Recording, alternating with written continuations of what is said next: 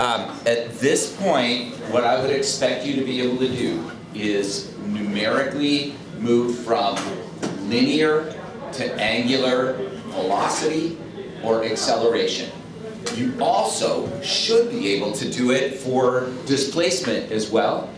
That's not on the activity that we did, but it's pretty self-evident if you figured out the other two.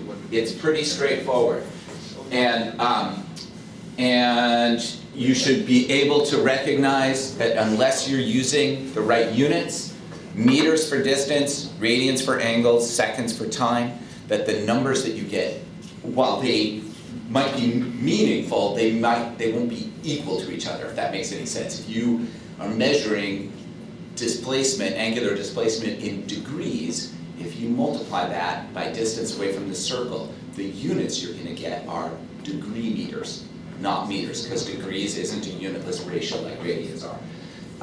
And then that last question, when it looks at, when we're talking about the linear velocity of an object, the equivalent linear velocity, what we're missing that is a critical part of true linear velocity is direction.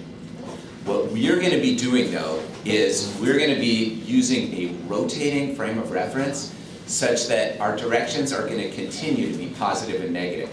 Positive will be counterclockwise, negative will be clockwise. So it'll still work. There's just one little shift in how you think about it. That makes sense. All right, I will see y'all on Thursday. Have a great après-midi, as they say in French. I apologize.